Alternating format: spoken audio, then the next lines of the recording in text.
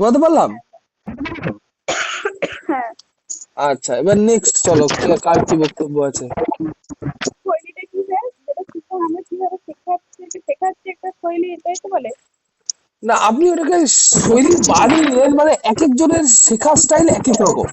আপনি শৈলী বলছেন, আমি জানি না তার বাংলাটাই কি বলে, কিন্তু সেটা হচ্ছে এক একজনের শেখার স্টাইল এক এক রকম, যেমন individual differences.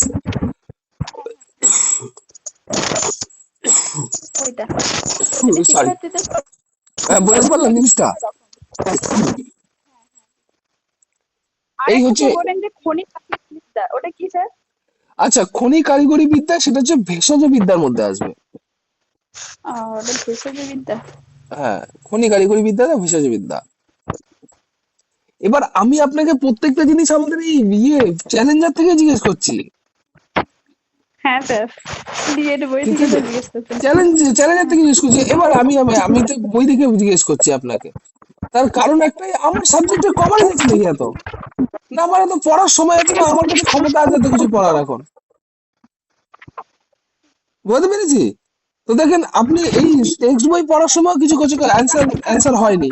Maxims for learning, এগুলো বইয়ে লেখা আছে, ওই বই থেকে দেখে বললাম আমি আপনাকে। এটা কোশ্চেন গুলো শুনেই আপনি বুঝতে পারছেন। স্যার ওটা কি স্যার, ম্যাক্সিমাম? হ্যাঁ স্যার, ওটা বুঝেছি ম্যাক্সি স্যার, এই মুহূর্তে স্যার মনে আছে স্যার, এটা কি একবার ম্যাক্সিমাম লার্নিং কি? ম্যাক্সিমাম লার্নিং হচ্ছে মনোবিদ্যা শিখনের ক্ষেত্রে আরো কার্যকরী গুরুত্বপূর্ণ নীতির কথা বলা হয়েছে, যে যার মধ্যে নীতি, আরো গুরুত্বপূর্ণ নীতির কথা বলা হয়েছে, সেটাকে ম্যাক্সিমস অফ লার্নিং বলা হয়। এটা কিসের মধ্যে আছে? অন্তর্দৃষ্টি। অন্তর্দৃষ্টি মানে ইনসাইড লার্নিং, ইনসাইড মানে এটা আপনি পেয়ে যাবেন কোলবার্গের মধ্যে।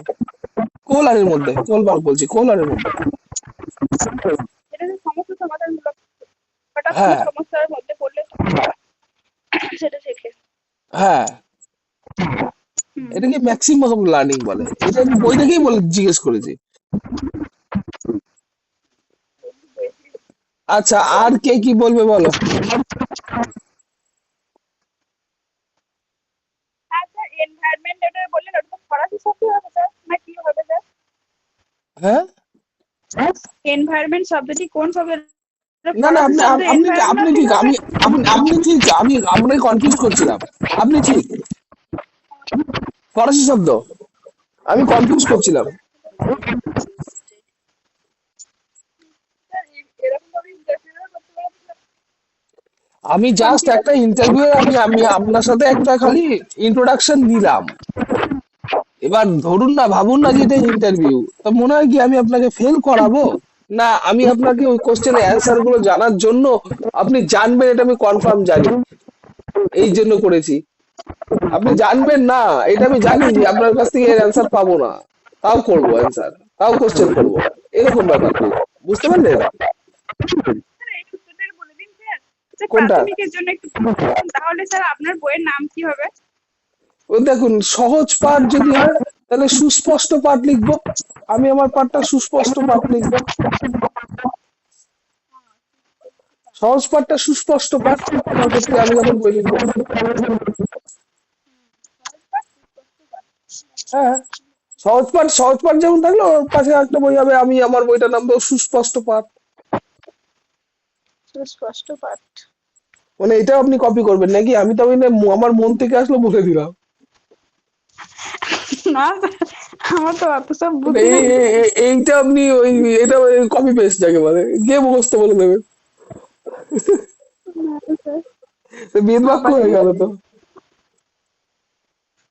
চলেন আপনারা নিজেরা নিজেরা কথা বলেন দেখি, আমি শুনি। হ্যাঁ, স্যার ঠিক আমি একটা আছে স্যার। আলাদা ঠিক করে রেখেছিলাম, বলবো? বলেন, বলেন, বলো বলো। শুনছি, বলেন, শুনছি। ও- ওই ওই যদি বলে যে নিজের একটা বই কি নাম দিতে হয়, আমি ভেবেছিলাম যে এসো খেলি ও শিখি, এরকম নাম ঠিক করেছিলাম। হবে কি স্যার? বলো, সবাই বলো। কারণ যদি বলে যে হ্যাঁ এরকম, আপনি এই নামটার পেছনে তাৎপর্য কি, যেমন পাতাবাহার, বাটারফ্লাই, সবকিছু একটা তাৎপর্য থাকে। আপনি যে এই নামটা দেবেন, তো এই নামটার অর্থ কি, কেন দেবেন এই নামটা? তো এই ক্ষেত্রে এক্সপ্লেনটা এরকম করে করবো ভেবেছিলাম যে বাচ্চারা যেহেতু খেলা অনেক ছোট, তো তারা পড়ার থেকে খেলাকে অনেক বেশি আগ্রহী থাকে, তো খেলার আমি যদি আমার বইয়ের মধ্যে খেলা শব্দটাও থাকে তাহলে ওরা আরো আগ্রহী হবে, এবং আগ্রহের সাথে বিষয়টির মধ্যে কি রয়েছে এবং খেলা খেলার মজার ছলে তাদেরকে শেখানো যাবে। তো সেই হিসেবে আমি আর খেলার চলে শিক্ষা এনইপি 2020-তেও বলা হয়েছে যে শিক্ষার্থীরা খেলার মাধ্যমে শিখবে। তো সেই হিসেবে আমি আমার বইটার নাম এসো খেলেও শিখি এই নামটা ঠিক করেছি স্যার, এরকম একদম বলবো ভেবেছিলাম। এক্সিলেন্ট এক্সিলেন্ট হয়েছে ম্যাডাম। এখানে আমি একটা কথা বলি, সেটা হচ্ছে ইন্ডিভিজুয়াল ডিফারেন্সেস। আপনার ওটা মনে হয়েছে, আমার এটা মনে হয়েছে, এটা কোনো না না জাজমেন্ট না স্যার, বা হবে অ্যানসার কি না। আমি তাই আপনাকে কারেকশন করিয়ে নেওয়ার জন্য অবশ্যই বললাম। অবশ্যই অবশ্যই, আপনি এক্সপ্লেনেশন দিচ্ছেন তো পুরোটা। হ্যাঁ স্যার, নার্সারি লেভেলের একটা বইয়ের নাম এসো খেলি ও শিখি, স্যার নার্সারি লেভেলের যে বইগুলো আছে ওই হ্যাঁ, বইয়েতে অমনি নাম আছে। তো ওখান থেকে তো কপি পেস্ট মেরেছে ম্যাডাম মনে হয়। আমি আমি আমি নার্সারি বই দেখিনি, আমি নার্সারি বই জানবো কি করে? আমার কি ছোট বাচ্চা আছে নাকি? মা ওটা কালী আছে বলেন, মা কালী, এটা তো হবে মা না। কালী বলেন, মা কালী বলেন। মা কালী আমি দেখিনি, সত্যি আমি মা কালী দেখিনি আমি ওই বই। আমি এটা শুনতে চাইছিলাম যে আপনি কখন মা কালীটা বলবেন। এই স্যার বইটা আছে আরেকটা, তো, এটা হবে না।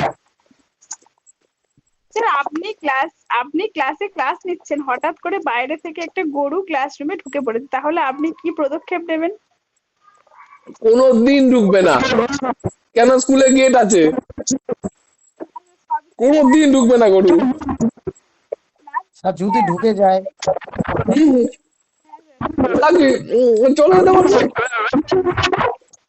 বা পাঠিয়ে দেবো। স্যার আপনার বন্ধ হচ্ছে। দাঁড়াও, কেটে কেটে ঢুকছি।